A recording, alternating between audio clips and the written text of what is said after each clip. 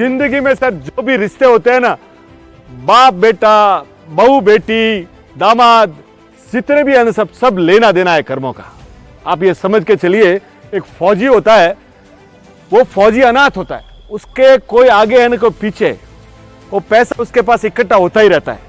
एक सेठ जी होते हैं जो फौज में अपना राशन सप्लाई करते हैं। तो सेठ जी और फौजी की दोस्ती हो जाती है, तो सेठ जी उसको बोलते हैं तेरे पास इतना पैसा है, इस पैसों को यार मेरे को दे दे, मैं बिजनेस में लगाऊंगा, अपने दोनों की 50-50। फौजी भी बोला ठीक है। फौजी ने पैसा दे दिया बहुत सारा।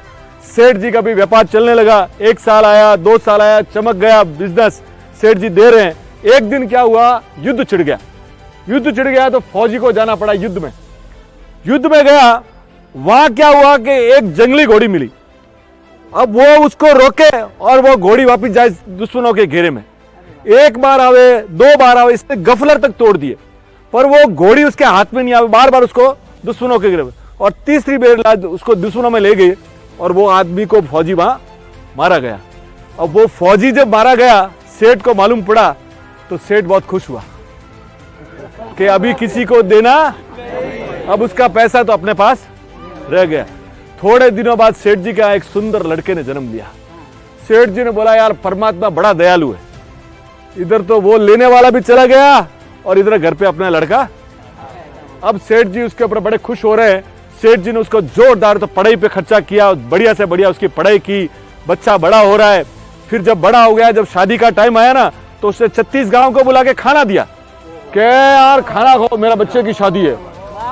अब बहू रानी आई, अब बहू रानी भी आ रही है। अब सोचिए मेरी बात को, थोड़े दिनों बाद इसको लगा कि मेरा बच्चा मेरा काम अभी संभाल लेगा, कि बच्चा बीमार पड़ गया।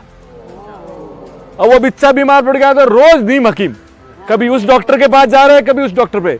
6 महीना हो गया और एक दिन वो डॉक्टर बोल दिया कि सर हम खाली आपसे पैसे लेते हैं, इस बच्चे का कोई इलाज नहीं है, आप चले जाइए इधर से। अब वो रोते रोते दोनों आ रहे हैं तो एक आदमी मिला के यार हमारे पास वैद्य जी है, वो 2 रुपये में ठीक करते हैं। वो वैद्य जी के पास गए और 2 रुपये की दवा ली और वो पुड़ी जैसे ही दिया, वो बच्चा मर गया।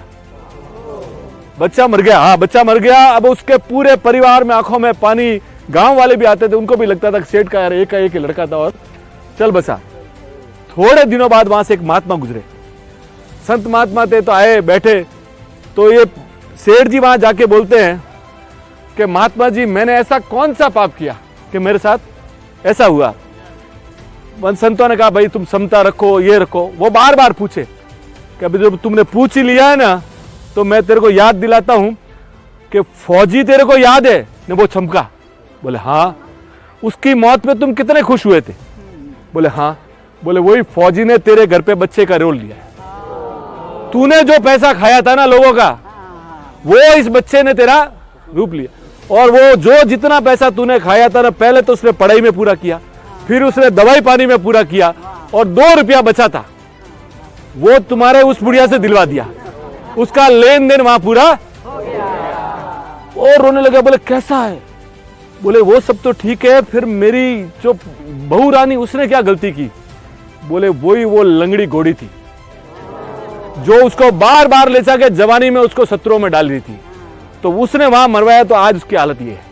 तो साहब ये जितना भी है ना कर्मों का लेना देना है, आप सोच समझकर कर्म कीजिएगा सर। इस प्लेनेट पे जब अपने आए ना, अपना अपने देखिए, दूसरे का पैसा, दूसरे की चीजें मत देखिए साहब। जीवन में कम होगा तो चल जाएगा, पर अगर ये बूमरैंग करके वापस आएगा, आप ये समझ लीजिए किसी का खाया हुआ पैसा 10 रुपये का 10,000 रुपया जाने वाला है। तो सोच समझ के काम कीजिएगा, कर्मों का लेन देन है सब। Thank you.